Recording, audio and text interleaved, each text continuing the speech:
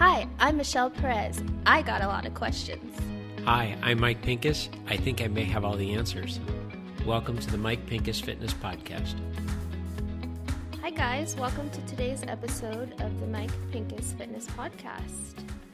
Hello, Mike. Hello, hello.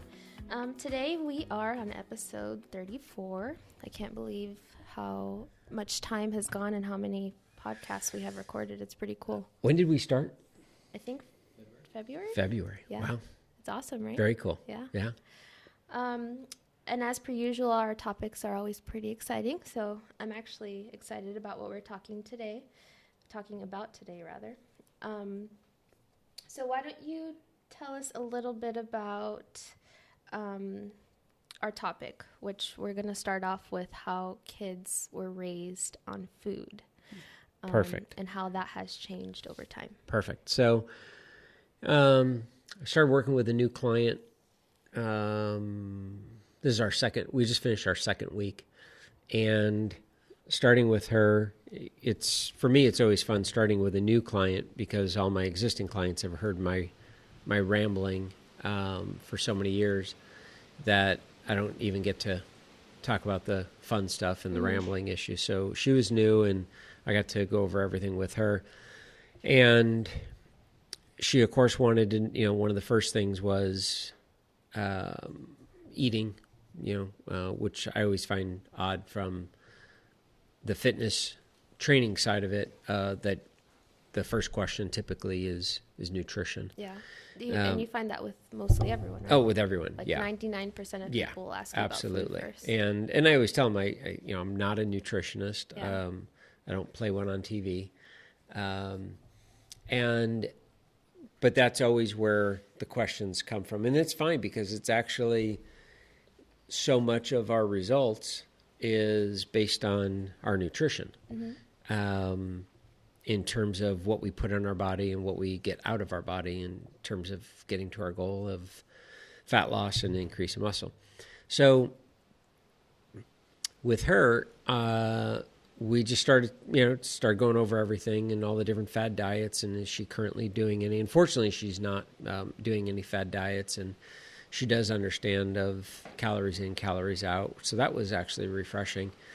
And then we just got into conversation, which I wanted to bring up on today's episode, and that is so many people believe that we are eating so different today than when we were kids. And you could say that if you're in your mid-20s today, all the way into your mid-70s and beyond has our food really changed all that much? And it's a yes and no. There are more options. There's no question about it. I know when I was a young lad, a long time ago. Long time. It wasn't that long ago. I'm still in my 30s. That I can remember. I never remember going to the grocery store with my mom, but I do remember of age of taking money out of my mom's wallet, stealing it. And I don't advocate this, but that's what I did. Please do not do that. Yeah. But I took money out, and all my friends took money out as well. We all stole money. Out of your mom's purse? Not out of my mom's purse. Okay. But I'm hoping out of their mom's purses. I don't know where they got their money. But we got on our bicycles, and we rode down. We didn't have, where I grew up, the closest one, we had a White Hen Pantry, which is like a 7-Eleven. It's identical. And a little convenience store. And we would have, one of us at least had a backpack. And we would load up that backpack with sodas. None of them were diet. All Hostess brand of anything. The Twinkies, the cupcakes, everything, Hostess. Sometimes we even get one of the hot dogs that are sitting on the rotisserie. They've been there all day. And we'd get those. It was just pure junk food. Yeah. And we throw them in the backpack, and we would take off on our bikes, and we'd be gone all day long. So we knew we needed food because we were going to go, there was all these BMX trails. we'd put the backpack down underneath a tree, and the sodas were still cold, or however cold we can keep them, and we would just sit and ride and crash and do all these things. No one had helmets, which again, I'm not saying don't wear a helmet. I wear a helmet today on my bike, but we did all this. We then figure somebody's hungry, so we go and raid the backpack. And we eat and we continue to play. And we were out, this was over the summertime, and easily until it got dusk. Mm-hmm. We were not allowed back home. And so when people sit and tell me today that, it's all about carbs, or I almost think that we're done with the carb bashing. Mm-hmm. I feel, I don't get that question that much anymore. I still get people say, oh, yeah, stay away from the bread. So I guess it's still kind of there. But we're always moving on to each different new fad diet. But back then, we kids didn't hear about fad diets. Now, I do it's described as a nutrition lecture, but I call it more of a food energy lecture, if you will, for both my daughters graduate from high school out here in Thousand Oaks, and I go in every year and talk to the dance team and talk to them about nutrition from the eyes of a fitness trainer to the ears of 14 to 18-year-old girls who are dancers. Right. And I explain to them that, yes, I understand you're 14 to 18, but you've chosen a sport that's year-round and you're now an athlete, and you need to learn how to eat like an athlete. Yeah. Do they worry about the way they eat? It's unbelievable, really? The questions I get. And I just sit there, and every year I keep saying, I said, I never had any of these questions when I was in high school. Wow. So, one, we didn't have social media Mm-hmm. Pointing this out. Yeah. We didn't know anything. If somebody was watching their weight in high school, one, we didn't know about it. Two, if you were the one watching your weight, I can only imagine it was, maybe you talked to your parents, and maybe probably the big thing was Weight Watchers back then. Mm-hmm. But it was never about cutting out carbs. It was never about fat is our friend or eating a high protein diet. None of that stuff. Right. That wasn't even around. And mainly we just moved a lot. Whether it was a sport that you played at school, extracurricular activities, that was another big thing at school. So you weren't necessarily on the basketball team, but they had a basketball program that you say, okay, I don't want to be on the team. I don't want to try out for the team. I don't want to travel with the team and all that, but I still want to play the sport. And so it was after school, and you picked up and you played, and it was great. So I think that it's very interesting of kids today, the information that they're gaining access to. They see the same documentaries available on Netflix, and they're watching these things, and I think it's causing a much bigger problem than it's solving. Just like I think social media is causing a bigger problem than it's solving. But I think that the big message that I got to my client is, as I asked her, I said, okay, what's a typical day of eating? And she told me. And before I could say anything, she actually told me, she says, you know what? Now listening to myself talk, my eating is not my problem. I said, okay, then what's the problem? She's like, I just don't move. Yeah. I said, exactly. Yeah.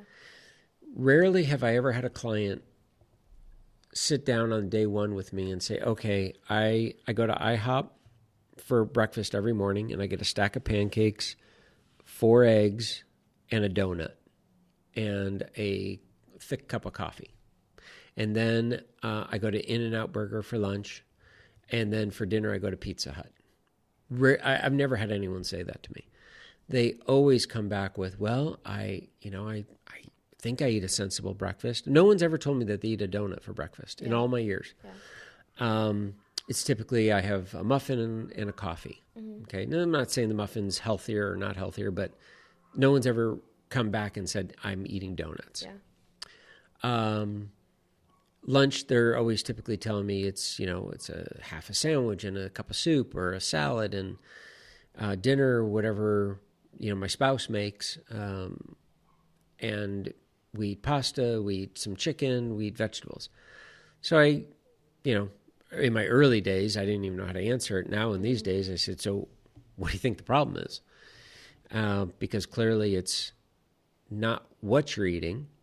We eventually get into how much you're eating, but it comes down to lack of movement. So when you look at the food that was readily available to us as kids, yes, we didn't have nearly as many potato chips available as we do now. You think of all the different brands. Lisa and I found a new potato chip that is dairy-free, which is weird that would be even an issue, but Doritos have dairy in them. Yeah. Can't eat those. And because my new issue, which we'll talk about, is it's gluten-free as well. And they're amazing. What chips are they? Cilantro lime? Jalapeno lime, not cilantro. I would not eat it if it was cilantro. Jalapeno lime. I can't stand cilantro. Jalapeno lime, almost like a Dorito. Oh. And I don't even know who makes them, but they're in a green bag. Don't buy them, actually. You're not going to like them. If you live in Thousand Oaks, don't buy them. If you go to the Vons and Arborets, do not buy them because they're always out. Anywhere else, buy all you want. Matter of fact, they just had a sale going, and I saw that. And it's not siete, is it? What is it? Well, I would say siete, but wouldn't even know. It's it has like a bird on the front. Couldn't even tell you that. Like multiple colors. No. So I think they do have a jalapeno. Yeah, it's so good. They have good chips. So. But yeah, there are many chip options. Yeah, there are not nearly as many chip options growing up as there are today. Yes, we all should be walking the outside of the grocery store. Everything down the center is all processed. You watch some documentaries and they will tell you never, ever eat processed food ever again. And that's just not realistic. Yeah. There's just no way. Should you limit it? Yes, absolutely. And we've talked about processed food in the past. As one of my mentors says, if you are not going to eat processed food, you then have to run up full steam and bite the cow and start chewing. Yep. Because anything beyond that is processed. Yep. So it's playing with words. Even vegetables. Exactly. They're processed. They're being harvested. Yeah. You would literally have to go to the farm, pull the carrot right out of the ground and start munching. Don't even wash it. Could you imagine seeing people just sitting there? I wonder if we'll ever get to that point. It could. I'm surprised there's not a documentary yet of talking about how important that is. Yeah. So this whole topic came to me when the day after Halloween, we live in an area, there's a ton of kids around here. And I shouldn't say the day after because we were out of town, but the weekend after, it's a Saturday and Sunday. Growing up, we were either playing a baseball game in the street and had to pause for cars. The mailboxes were the first and third base, and then somebody's hat was home plate and second base. I couldn't even tell you how many windows we broke because we're using a baseball and hitting it, and it just shatters somebody's window, and then we would feel sorry and have to pay for that. But football, basketball in the streets, somebody's basketball hoop would be right out by the curb. Riding bicycles, skateboards, just simple game of tag. Yeah. And I live on a street. There's tons of kids. Rarely do we see kids playing outside. And I think it's a combination of parents are worried, which, again, we live in an extremely safe neighborhood, and we all discuss how safe our neighborhood is. And yet those same parents don't let the kids out front, unsupervised. And so kids aren't outside running around playing, and now they have access to all of this processed food. I don't know if it's processed any more than it used to be, but there's so many more decisions to choose from. And I think that has become part of the problem. My biggest side of it, or my take is, it's the lack of movement. It's not the food. especially as you watch kids go from elementary school, middle school, high school, college, and they get a job after college, and their movement literally stops, dead in its tracks. They are at a desk from 8 to 5. They take a 1-hour lunch. They're not going for a walk. They didn't remember what that's like, that they used to walk to classes as a college student. Yeah. And on the weekends, they're hanging out with their friends, but are they actually going to go and are they playing softball? Are they playing frisbee? Are they playing pickup games or any of that stuff? Or are they sitting around and drinking and socializing, which is great. Restaurants. Yeah. Now they have a job, so they've got money to spend. And I mean, it's just this cycle that just kind of takes over. Yeah. So everyone wants all the documentaries out there, which is actually now I'm actually thinking about this. No one's done a documentary on blaming our lack of movement. Yeah, I don't think I've... It's all about, the hot ones right now, Game Changer on Netflix. That's a vegan athlete one. Yeah, that's exactly. Athletes that are vegan. The big one, there's so many that are geared towards veganism, vegetarian and that way of eating and lifestyle, which there's nothing wrong with that. Yeah. You saw, they're the Super Size Me and stuff like that, but no one has really done a whole thing about lack of movement and labor-saving devices. And that's really where our weight gain has come from. I mean, we installed the Nest thermostat in our house. And one of my mentors in his seminars and lectures that he talks about how the thermostat itself has allowed us to put on weight from the 1800s. Because back in the day, you had to cut down the tree, chop the wood, bring the wood in, build the fire, stoke the fire, sit back on the chair, fire's going out, put more wood in, stoke the fire again, all that process to heat up the room.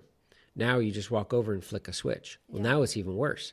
I can sit on my couch from my phone and change it, and I can change temperature in the house because I'm cold or hot. So, I mean, it's way worse now. While I'm sitting eating my processed chocolate cake that Lisa made, but the cake's not the problem. Yeah. Because again, I grew up on Hostess, so. Right. I also wonder if, and this is kind of going, this is going to kind of go into the fad diet portion. I wonder if there's just so many food theories and diets and, you should or you shouldn't, you should eat this, you shouldn't eat that, that we're just so overwhelmed that people are just eating, like people are thinking too much about what they're eating. Yep. And I think it's to their own detriment because it's actually a lot simpler than, having to plan it out and count your macros or whatever. Exactly. Or make sure you're getting fat and protein. And, and I think that in some of those cases, people may overdo it, or underdo it. I don't even know if that's a thing, but like, let's say you're on a fad diet or whatever, and you're trying to follow that to a T, and it's not working for you. You may at some point, maybe like you're following it for the whole day, and then come dinner time, you're starving because you're over analyzing what you're eating, and your body's not getting enough of what it should be, and then at dinner time you're like overeating. You know, like I also think that can be a thing too, because there's just so many things out there as to like what you should and shouldn't eat that people just kind of like overdo it, or even maybe they'll follow it and then it's not sustainable, and then they finish the diet and they're like, oh well, I miss eating X, Y, and Z, and then they start eating it again, and then that's exactly it. So you bring up a great segue point. And have you heard about the Mediterranean diet? Yes. Okay. So the Mediterranean diet is probably the one diet that has the most positive, what's the wording for? There are more research scientists that back that diet up than any other diet, and say this is probably one of the healthiest ways to eat, one of the healthiest ways to live. It's part of the Blue Zone way of eating. And people have asked me in the past, like, what do you think of the Mediterranean diet? I'm like, it's a great diet if that's the way you were raised to eat. Yeah. Like, oh, so it's not good for me because I wasn't raised that way. I said, no, that's not it. You're not used to it. Yeah. Like, are you going to want to eat Mediterranean for the rest of your life? Exactly. So, and you're Puerto Rican? Exactly. That's exactly it. So one of the guys I follow on Instagram, and I recommend everybody follow him, his name is Dr. Lane Norton. His Instagram is bio, B-I-O, Lane. I think it's just bio Lane. And but look him up on Instagram. He's got a YouTube channel. He is, I will tell you right now, he's not for everybody in the terms of how he speaks, but his content is amazing. He cusses, he gets his point across. That's who he is. But he is a research scientist when it comes to nutrition, has his PhD. He's married to Holly Baxter, who is a dietitian. She's got her master's in dietetics. Brilliance as well. The two of them. Yes, that's him. Is it BioLane? Yeah, it's BIOLAYNE. Perfect. I think you said that. Yeah. So he talked about in one of his video clips, when the research shows that the Mediterranean diet, as an example, has some of the most successful benefits. And this is why everyone is living longer. And he says they're eating this way because that's where they're living. That's where they were born and raised. So it's their natural way of eating. Yeah. You try taking somebody that lives in New Zealand and say you should eat the Mediterranean diet. They physically can't. They can't get the same foods. It's just impossible. You take somebody that's in southern Texas and say no more barbecue. You were raised on barbecue, and you were a thin kid raised on barbecue. But you're now sitting at a desk and you've put on weight and you're an adult, and it's probably because all the barbecue you're eating, but yet you ate it as a kid and you were thin. Okay. So you should go on a Mediterranean diet, or you should be vegan, or you should go paleo, or you should go carnivore diet, or intermittent fasting diet, any host of things. And Lane talks about is if that's not the way you were raised, it's not sustainable at all. You're not going to be able to do it. In some places, you physically can't get the food that they have. Right. So then what do you do? Well, now I'm partially Mediterranean. Well, does that mean you're partially going to be thin? Like what part of you is going to be thin? Well, the right half of me is going to be thin because that's the Mediterranean side. The other side is New Zealand side. It just doesn't make sense. So I think you're right in that, in your thinking that as a nation, we want to blame something other than ourselves. Mm-hmm. It cannot simply be lack of movement. Yeah. It has to be something that the government is feeding us. The way the farmers are raising the crops. I've heard a carrot is not the same nutritional value as it was 40 years ago. Okay. And one of my clients doesn't have carrots, but he has avocados. And I had asked him, I said, are your avocados as nutritious as they were 40 years ago? And he said, why wouldn't they be? I said, well, apparently the soil isn't as rich. Mm-hmm. And he says, if you're not taking care of your soil, but if you take care of your soil, then yeah, it's just as nutrient dense as it was 40 years ago. Yeah. He's like, that doesn't make sense to me. And he's coming from a person that studies agriculture. Mm. And so he asked me, he's like, where do you hear this? And I said, well, I'm telling you from the fitness side and the nutrition side. He's like, I had no idea that was even a thing. I said, oh yeah, it's been promoted that our fruit and vegetables aren't nearly as quality as they were 40 years ago. And that's why you need supplements. Is the meat, I was going to say, is the meat industry? And it was interesting. Industry? And then he's like, so you're hearing this from the supplement companies? And I said, yeah. Well, he's like, well, Yeah, they make supplements, Yeah. and that's why they're telling you this stuff. He's like, no, I'm telling you that my avocado has the same nutrient value as any other good quality avocado. So I found that to be very fascinating as well. And so I think people are eating a certain way. They're not putting enough weight into the lack of movement. And they say, okay, and they watch a documentary and they say, that's it. I'm going to do that now. And that's going to be my thing.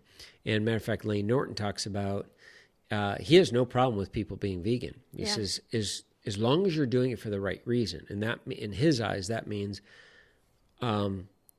because you're against cruelty of animals and the treatment of animals. He said, I fully support you for that. If you are doing it for our environment, I support you. Read the information because the numbers are a little skewed. In his bit of research, electricity and automobile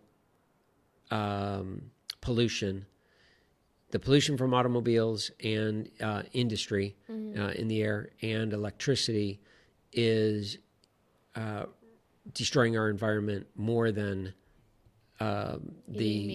eating meat and, as far as cutting down crops and all that for animals and all that. And that's true when you think about all the cars that are out there and, plants. Oh, yeah. And things like that. And that's just his take. So, I mean, I'm sure there's other people that... We're not saying that that's solely the reason. Exactly. For all you haters out there. But matter of fact, a lot of people were asking him because he's a bodybuilder and a power lifter, Lane is. And people were asking him to watch Game Changers. And he said, I don't watch documentaries. Definitely not on food. Yeah. Is it because a documentary, the way it's done on most documentaries on Netflix, as he is describing, it's one-sided. They're not giving you both sides and letting you decide. That's what a true documentary does. Yeah. They're telling you one side. And so he finally did. And he did there's a 42-minute video on YouTube, on his YouTube channel, and he breaks down everything wrong with Game Changers. Now, I watched Game Changers. Really? And I was like, it's pretty good. Yeah. I didn't love it. I thought it was, I didn't have a problem with anything. I just didn't think that they sold to the average person. They were really dealing with just athletes. Mm-hmm. But I was shocked of how many people I know that watched it and said, that's it, I'm going vegan. I'm like, what happened? Yeah. Oh, I watched Game Changers. I'm like, oh, okay. Well, what do you think? Like, go for it. Well, isn't it the better way of living? I said, if that's what you choose, it still comes down to calories in, calories out. Well, also, I haven't seen it yet, but I have seen the promo that Netflix shows. Like, these people have bodies of, athletes. Like, they're working out like monsters. Yep. Anyone who works out as much as they do, exactly, vegan or not, would look that way. Exactly. So people equate veganism with looking like that, and they're like, oh, I want to be... And it's as if there are no overweight vegans out there. Exactly. Yeah. Yeah. And he kind of addresses that. And it's a great... His video is really, really well done. Again, we're not saying that vegan is bad. No, not at all. Matter of fact, my wife is vegan, and hers is predominantly because cruelty of animals, which is great. I fully support that. And my daughter, Jordan, is also vegan predominantly for that as well. I don't think either one of them are doing it necessarily for the health reasons. It's the cruelty of animals. Yeah. Fully support. Great. So I think with, like a point you had said earlier was people are choosing, I'm going to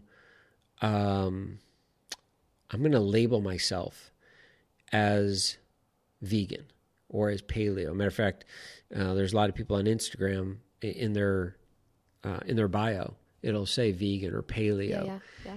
And then there's people that you've known your whole life that are vegetarian or vegan, and they don't have a label to it. Yeah. And so, no, I've always eaten this way. I mean, Jonathan's a perfect example. It's the way he was raised. Yeah. And I know of other friends that were raised with never eating processed foods. That never had processed food in your traditional sense of, chips and cookies and things like that. everything's been homemade. Yeah. So that's just the way they were raised. They don't know any different. So they wouldn't put on their bio necessarily 100% process free because it'd be like, that's so dumb. So when somebody is choosing a way of eating, my way of combating it today is completely different than I did even a year ago. And that's one of the big reasons I love what I do. Yeah. Is because I'm constantly learning, and I'm constantly learning ways to explain things to people. So when somebody asks me, what do you think of? That's how it always starts. What do you think of? What do you think of? What about? And if it comes to nutrition, now my answer is completely different. Instead of bashing the crap out of it, which was fun to do, but now I'm in a battle with them because they bought in, they're drinking the Kool-Aid, and they're preaching it to everybody. So why did I ever engage? So now I simply say, do you enjoy it? Yes, I love it. Do you feel good? Oh, I feel great. Are you missing anything? No, I don't miss a thing. Everything that I used to eat, I don't miss that. Great. Is this sustainable? What do you mean? Can you do this for the rest of your life? Well, yeah, then great. Go for it. And then it comes back to, well, what do you mean by the rest of my life? And I said, well, why are you doing this? Yeah. I think that's really the biggest one. What's that? I think that's the biggest one. Rarely do they come back and say, because it's healthier. Because they have no idea what's healthy and not healthy, unless they have education in that. Right. They'll throw at me and say, well, it's a healthier way of living. Okay, what does that mean? Do you think you're that much healthier today than you were a year ago when you were eating meat? Do you feel that much different? And maybe you do. But the reality is you change the way you're eating because you want to lose body fat. Let's call a spade a spade. That's the whole reason you're doing this. There's the reason you're asking me my opinion. Yeah. Because you know me well enough. I'm not one... I don't sit and preach what's your cholesterol, what are your blood lipids, what's your blood pressure. I don't ask any of those questions because that's not my field of expertise. My field of expertise is body fat loss and increase in muscle. So and everybody that knows me knows that that's my field. I'm not a doctor. Right. So when you tell me that it's a healthier way of living, you're really telling me that this is what you're going to do to lose body fat. So my question then is it sustainable? Can you do this for the rest of your life? Because if you can't, you're going to put all the weight on that you lost. Yeah. And I have one client that is very big, loves intermittent fasting, and she just feels great. Yeah.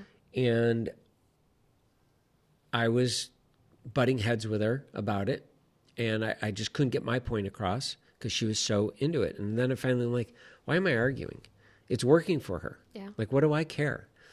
But I was so in it's not a healthier way of being. So I reapproached it with her recently, and I said, it's all about calories in, calories out.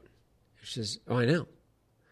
And that she learned from me. She understood that from me. And I said, because if you're eating in 8 hours or 12 hours or 16 hours or 24 hours, it's the same amount of calories you get. So if you decide to eat it in 6 hours, great, good for you. But I couldn't do it. Yeah. She actually feels clear-headed. When she wakes up in the morning, she just has a cup of coffee. She's able to go to the gym. She's on a complete empty stomach. She has clarity that she never had before. And so when she works out, she feels great. She has all this energy. And when she gets done, she eats her first meal. Yeah.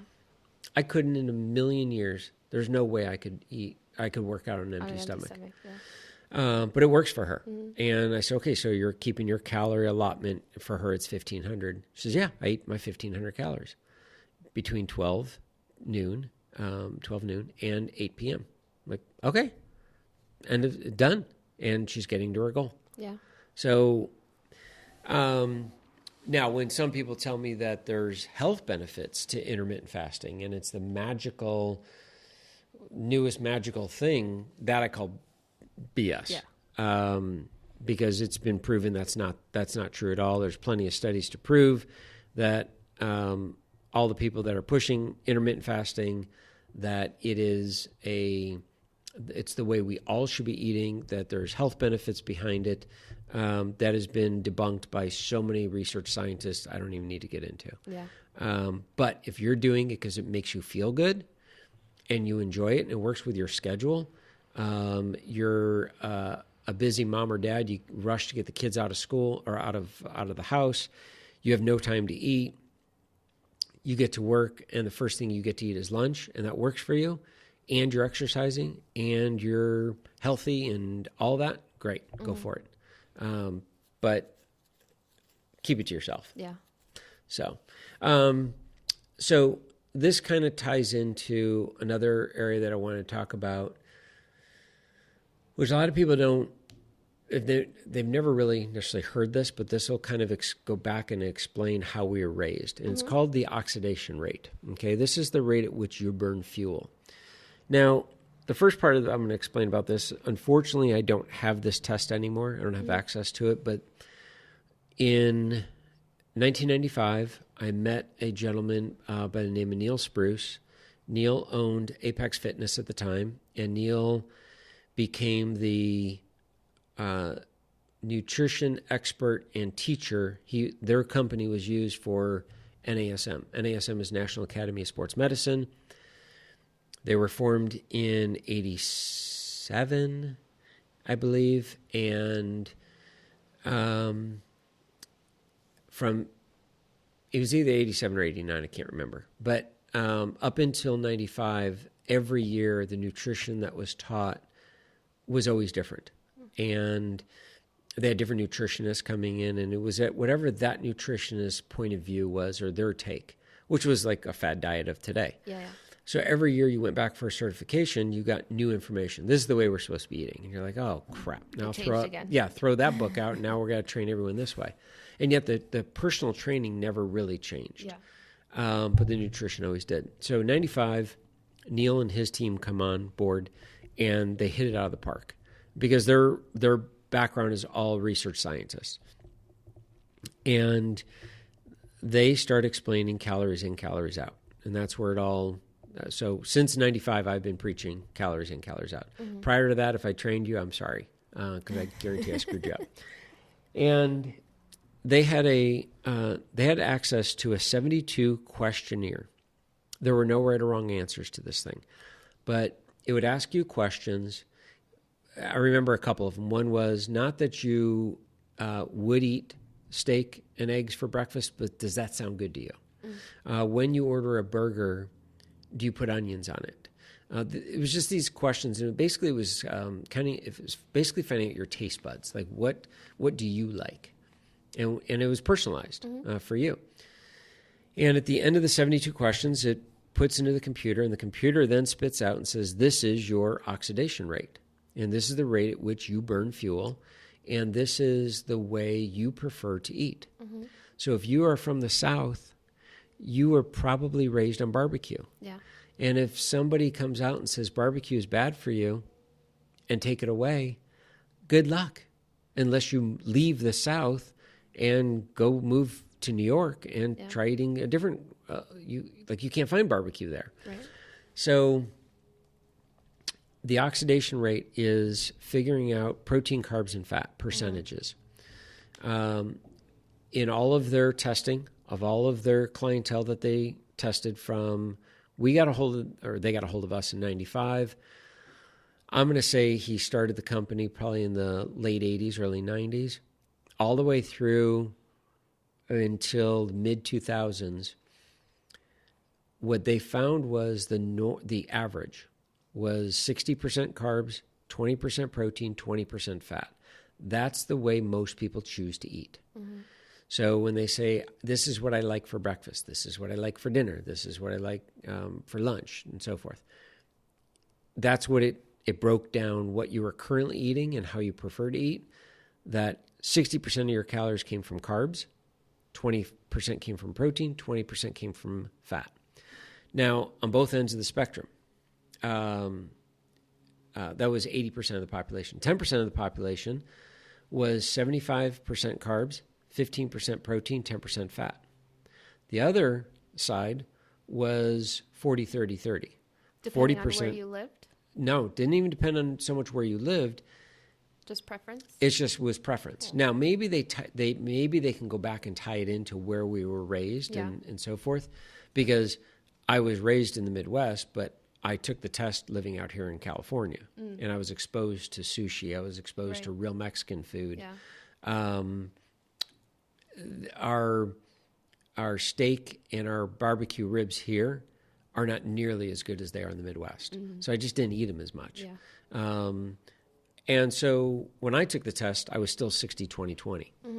Lisa took the test, and she leaned much closer to the 75-15-10.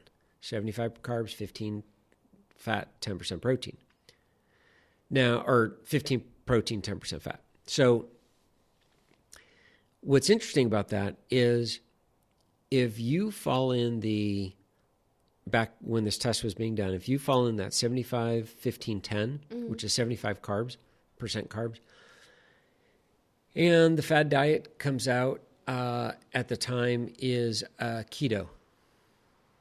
Low carb, high fat, low protein, medium protein. And you say, okay, I'm eating 75-15-10, but I'm going to, because this is a healthier way of living, this keto, I'm going to go and do keto. Neil would say is, don't even bother. You're never going to last. You're never going to survive on that. It's impossible. I don't care who tells you how good it is and that it's the best way to eat. You will not be able to survive. That's not your preference. You will go back to your preference. And there's no way around it. And every person I ever tested, I became a Apex Fit Pro, and I tested a lot of people at the club that I worked at. Everyone that I tested, if they left their way of eating, they always came back. Wow. There's just no way around it. So that goes back to, again, of the way you were raised. You were raised Puerto Rican. There were all of those dishes. And if a study comes out and says that diet is so unhealthy that you need to eat complete opposite, you would try it, but gosh darn it, I want this. Yeah. And you would just start to go back to that. I want my rice and my Puerto Rican bread. Exactly. Yeah. And then, okay, let's take a step further. And so let's say the research comes out and it says the Puerto Rican diet is extremely unhealthy and nobody should be eating that way. And you look back and go, well, all the Puerto Ricans will be like, oh, they'd be livid. Yeah. But you look back and say, you know what? Yeah. I know a lot of overweight people that should stop eating that way. But then I'd have to ask you and say, do you know a lot of people that are fit, thin, in shape, athletes? Eating that way. That are eating that way? Yeah. So it's not about what they're eating, it's how much they're eating. Yeah. And it always comes back to that. And that's what Neil always talked about. Or even like how much they're moving. Is how much they're moving and how much they're eating. Because like my grandparents and even Jonathan's grandparents, like they ate typical Puerto Rican food, but they worked on the farms all day.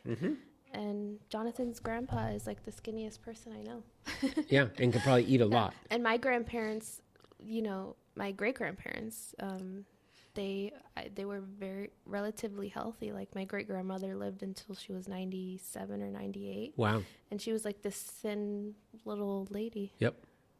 And she ate Puerto Rican food. Exactly. She just moved a lot. Yep. She walked everywhere. That's exactly it. Worked on the farm. Yeah. So what I'd like for people to understand is kind of, I think I covered everything, but just to wrap it all up with this is, don't buy into the fad diets. Some people are going to ask me, where do I find that oxidation rate test? I don't have access to it, unfortunately, anymore. I did reach out to Neil a while ago about it. He has no idea where it's at. He sold that company, started another company. They no longer use it for whatever reason. I'm not sure. He still believes in it. Yeah. And his, if I remember correctly, his way of answering me about, boy, I'd love to have that test. What he found is just let them eat whatever they want to eat, and just count the calories, because that's really what it comes down to. Don't tell them we want you to eat this way. It's actually really interesting. Neil, I don't know if his philosophy has changed, but rarely will he actually hire a nutritionist to work for his company. He likes hiring research scientists with a degree or an emphasis in nutrition. In his world, and these are his words, nutritionist wants to change and save the world by telling people how to eat. Neil says, no, not happening. I want people to tell me how they're eating, how they're currently eating, and I'm going to tweak it so that they can do it for the rest of their lives. And he said, nobody is going to eat the way I eat. And he was a robot when it came to eating. And he was competitive. Does he have any books or anything? Neil did write a book a long time ago. I don't remember the name of it. It was actually... Now, it wouldn't pertain to this because it was more in the supplement world. But you can find information on Neil. Neil Spruce, Neal, Spruce. He's in Westlake Village, California. His company is .fit.com, and they have a ton of articles, information articles on his website. They're awesome. And they do supplements and all that stuff. He makes supplements. But his articles that are written are really, really good. And all of them tie back to calories in, calories out. It's just, somebody will ask a question about this and he's like, yes, but it comes back to this. Yeah. So, don't fall into the fad diets. Don't, underestimate movement. It's extremely important. Probably the most important thing that I teach as a fitness trainer is all about movement. Yeah. From parking your car further away from the front door at when you're going to go into a store. Just the littlest things. Take the stairs, not the elevator if you can. Anything you could do at work where you can get up and move. Going for walks after dinner. All of those things help. Every little bit helps. Don't drastically change the way you're currently eating to match a documentary. Yeah. It's, unless you've really been looking for something because you really can't stand the way you're eating and you want some new thing and it changes your life, great, then go for it. But it's still calories in, calories out. So you still have to count the calories. Yeah. But just because if I'm vegan and I watch a documentary on paleo and I'm going to eat this way and this is going to make me healthier and I'm going to lose body fat because of it. If you lose body fat, it's because you're taking in less calories. That's all there is to it. If you're healthier, meaning that your numbers and everything go in the correct direction based on your blood work from your doctor, great. So be it. But that's personalized for you. Yeah. So that kind of sums it all up. Awesome. Well, thanks for sharing all those tips for today. I'm excited about what we're going to record for next week because I already have an idea of where this is going to go. So if you listen to today's episode, you also won't want to miss next week's episode, which we'll be talking a little bit about getting ready for the holidays. That's a good one. Yeah. So thanks for tuning in today, and we'll chat with you guys next week. Thanks, guys.